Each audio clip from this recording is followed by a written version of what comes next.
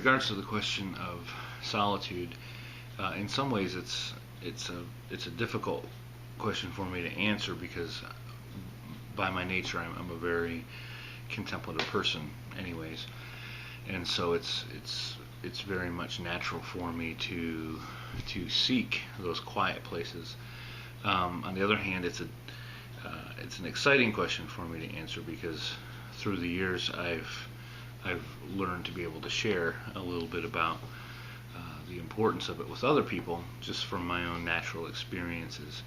I would say that my first real experience with just quieting myself for it came from my Catholic school upbringing. I went to a Catholic school through my elementary school years, and the school was associated with the church, St. Mary's in Jackson, Michigan. It was one of those cathedral type churches with very high ceilings, beautiful stained glass, and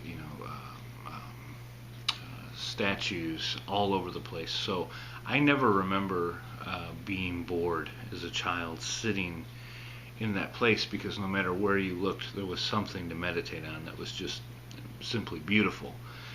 In fact, a couple months ago I walked back into that place from my childhood and still felt that sense of awe come over me, and that sense of stillness that was in that place. So I think that nurtured that contemplative part of me, in those formative elementary school years.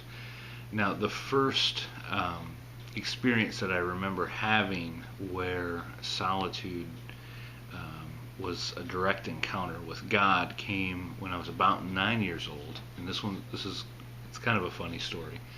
But some friends of mine, we were all sitting around a fire together and roasting marshmallows and stuff. And across the fire from me there was this girl who was a little bit older than me, but in my own 9-year-old way I felt like this girl's really cute, and I was hoping to talk to her, but I was a bit shy and wasn't outgoing in that way. And so I dropped a hint that I was actually going to leave the fire and go sit and look at the stars, which was not clear communication to her to follow me, but it was the best that I had. I was hoping she would follow me over to look at the stars. And so I got up, dismissed myself from the group, went and sat underneath a tree to look up at the stars, and just kind of waited there, for her to come and connect with me in some way. And I waited, and I waited, and I waited, and she never came. So at that point I was a little bit embarrassed, kind of too embarrassed to go back to the fire and have to try to explain, what I was doing over there. So I just sat there and looked up at the night sky, and I remember that same awe, that same sense of awe came over me as I got lost in the vastness of the universe. And in that moment, it was as if God had spoke to my soul in such a way that said, I'm with you, and you're not alone. That moment at 9 years old impacted me very deeply. In a lot of ways, I haven't grown past that. Like, that solidified the childlike faith in me in that moment.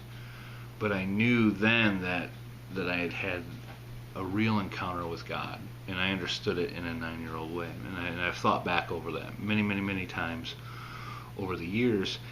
And in those moments when I need to connect with God, I will go out and sit under the stars or in nature somewhere and just find that sense of awe and respect and that sense of beauty, and just kind of meet God again in that place.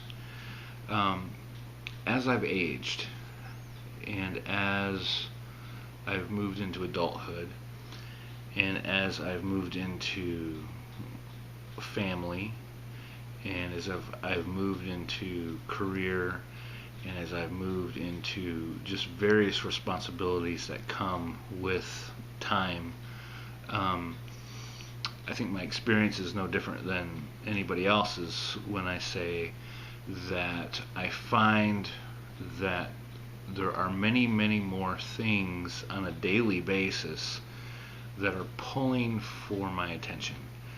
They're vying for that quiet, still place, and sometimes the quiet, still place gets drowned out, and I'm sure you know what I mean by that.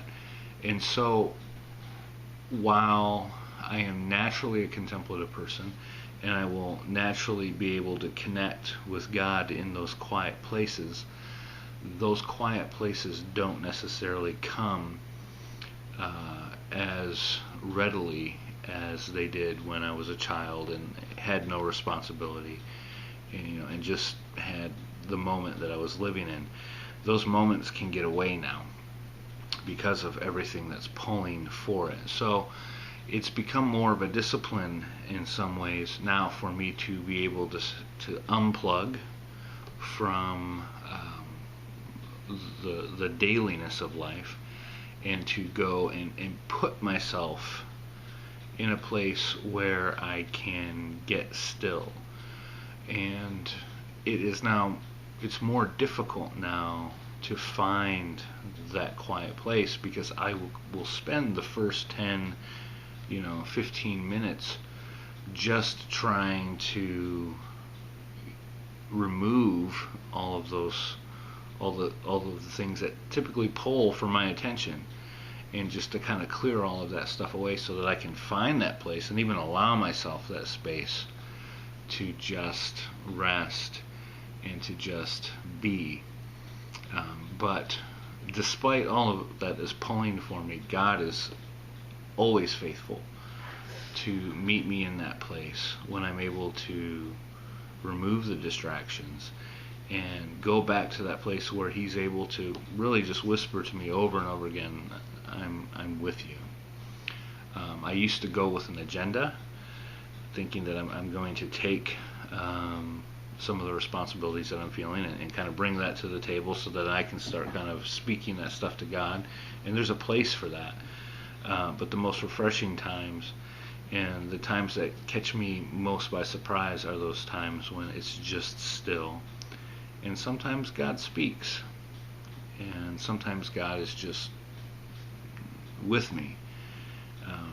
And I'm struck by a verse from Haggai, as they had a mountain of things before them to do because the temple had been destroyed, and it was this generation's time to begin rebuilding the temple, and they had a monumental feat ahead of them. And I believe it's in the first chapter where Haggai comes and he speaks to the people on behalf of God, and God simply says to them, I am with you. And you have to let that be enough sometimes. And so that's the truth that I've come to embrace and to appreciate now in my solitude time, is that just being with God. Because He's going to take care of all of the other stuff. He's going to let me know what to do, how to plug into things that need to be plugged into, what not to plug into, steps to take, if I can remember and learn how to hear His quiet voice. And it's actually equipped me to find that voice a little bit easier when life is kind of flying at me 100 miles an hour. I remember what it sounded like when I was 9, and so I know what to listen to now. That's probably been the most beneficial part of solitude for me, is it's kept His voice alive in my soul, so that I know exactly when He's calling me to do something or to just simply be.